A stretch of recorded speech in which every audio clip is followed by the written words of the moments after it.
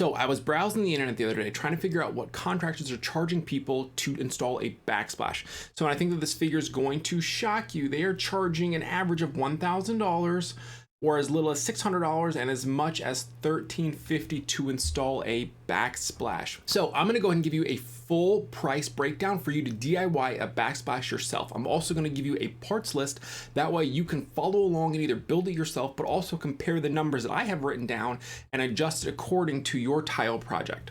So let's jump right into it. First, we're going to be looking at the tile. Here we have a standard 3x6 subway tile priced at $1.20 a square foot at $15 a case. For this project, I budgeted 3 cases worth of subway tile. And then next, we're going to move on to some type of adhesive. So for this, we're going to be using a glue in this example. This is just a tile adhesive. It works really well for backsplash installations and stuff like this. You know, it's definitely not recommended for showers or for tile floors and things like that. For that, you don't want to use the thin set.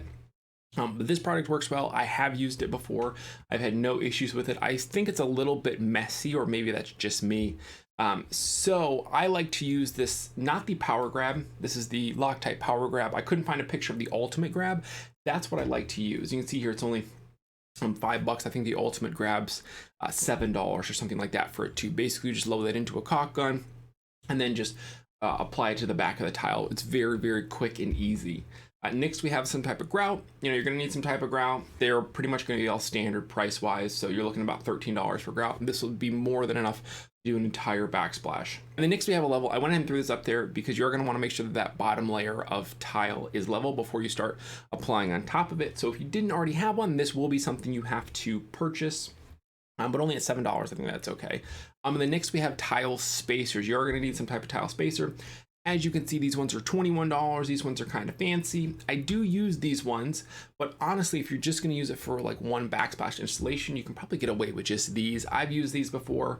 They're not quite as nice as the other ones, but they work just fine. And honestly, at $3 versus $21 to use just one time, you might as well just buy the $3 ones and then throw them out after. You know, at that point, you save $16, so you might as well just toss them. And then next we have a sponge. You're going to want to make sure to get the actual tile sponge.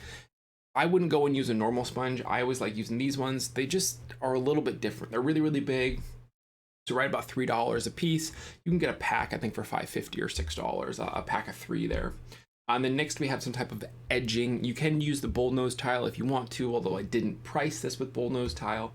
This is just an edging to fix or the edge out the sides or the top. Just to kind of give it that nice clean look. Right now that's $11 for the silver. If you want to go with black, it's about $20.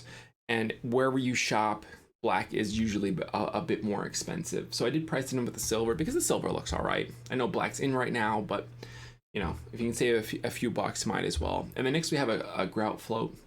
It's priced at $9. I feel like they used to be a little bit cheaper. When I bought one in the store, I want to say a handful of months ago, maybe January or February, it was only like $6 or $7. So maybe I didn't find the cheapest one here, but I did price it out using $9 for this grout float here.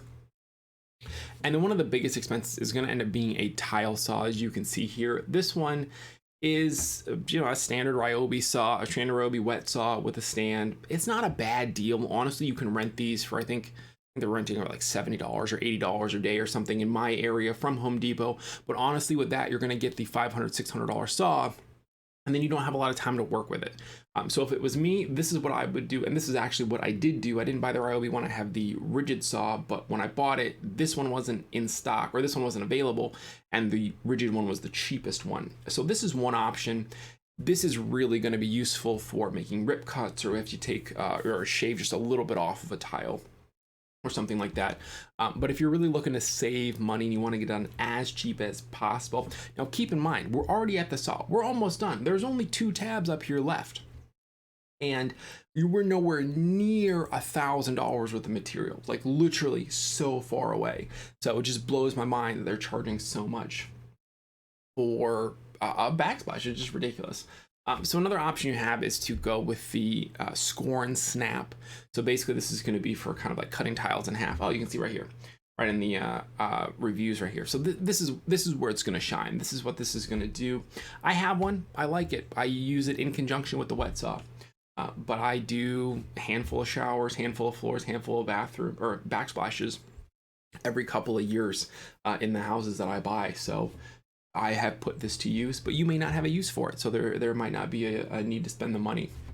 So also what I do, and I did price it out like this. So we have one option with the wet saw, which I'll show you in a second, the final price breakdown, and then also the score and snap, and then get a grinder just in case you need to make those really small cuts where you just need to shave a little bit off. So you can actually get this grinder from Harbor Freight, and then buy a concrete or ceramic tile cutting wheel from like Lowe's or something like that. You know, the Lowe's had a DeWalt one that was cheaper, but I couldn't find it online.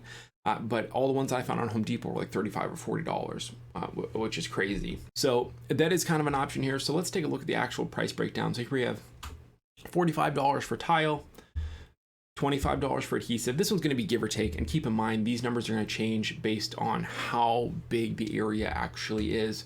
You know, if you're going to do a whole tile wall, then this is going to be more expensive. If you're going to get like a mosaic or something that's $5 a square foot, this price is going to increase, as well as your adhesive costs. If you did go with thin set and you're trying to save as much money as possible, thin set's usually a little bit cheaper, but it's going to be messier and it's going to be more involved. And you know, so I just don't bother.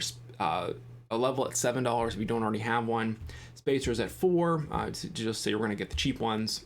Grout at $13. You do need a grout float. This a sponge. I don't know why I put a sponge at $6. What was that sponge? Where's the sponge?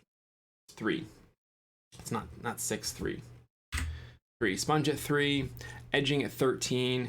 And then a tile saw at $120. So this is the price total without the saw is $170. So that means if you get the tile snapper and the grinder disc, I'm gonna go ahead and fill that so you can equate that. And then this bottom number is if you don't get these two and you get the tile saw. So I just wanted to make the distinction there so that way you guys don't have to. Yeah, I'm just going to confirm that I did minus out the tile snapper and the grinder. So this is how much it would cost you to install pretty much a standard backsplash with a tile saw, $240. Granted, you're not paying yourself labor, you're not paying anyone to help you. There's plenty of videos on YouTube that you can watch yourself on how to actually get this done. So just again, I guess I'll throw that up so we can continue to look at this. Again, super cheap, super easy to do. Definitely something you'll be able to do on your own. And honestly, I learned how to do it on YouTube, so you definitely will. And hopefully you enjoyed this breakdown, and make sure to hit the like button. That will really let YouTube know that this video is pretty decent and they're gonna push it to more people. Thanks for watching. I'll catch you next video.